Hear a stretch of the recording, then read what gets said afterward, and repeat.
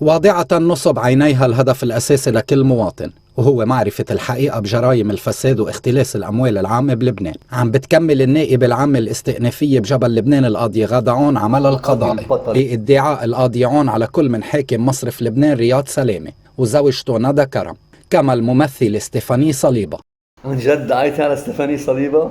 حققتي معها من 6 أشهر، هلا بتدعي عليها قبل ما تفلي؟ يعني من بعد ما قرأت كحت المجلس التأديبي وناطرين القرار النهائي من مجلس القضاء الأعلى إنه يقضي عليك نهائيا، دعيتي على ستيفاني صليبة. والله برافو. يعني شو عم بيقلكم جبران باسيل؟ انتبهوا يا عونية، مصرياتكم مع ستيفاني صليبة. طيب فهمنا دعيتي على حاكم مصر في لبنان رياض سلامة اللي ولا مرة تجدد له إلا برعايتكم. كتير منيح، بس إذا استردينا كل المصريات اللي عم تحقق فيهم مع رياض سلامة وخيو وستيفاني صليبة ما بيطلعوا 300 مليون دولار. حبيبتي خسائر المودعين 170 مليار، بدك تحقق بلشي بأهل البيت. 40 مليار بوزارة الطاقة هدر، بلشي حقق فيهم. انه ايه تنصدق يعني؟ بلشي بجماعتك انت بالاول، تنصدق انك انت قاضية بدك ترضينا مصرياتنا. ليش ما بتفتحي ملف البواخر والسدود؟ كم مليار ما بعرف.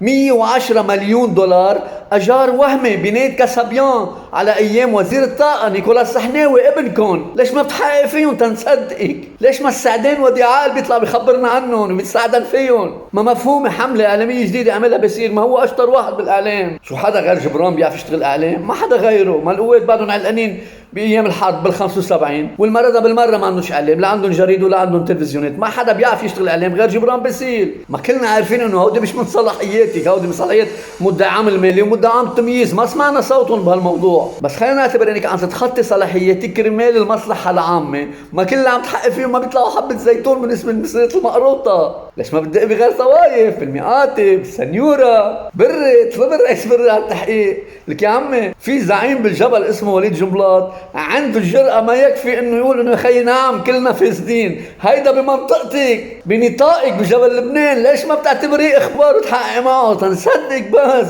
لعيني حبيبك جبران باسيل الوحيد اللي اكل عقوبات ماغنيتسكي فساد، يعني البقية اوفاك ارهاب. وما يخبروني انه عملية سياسية وما سياسية.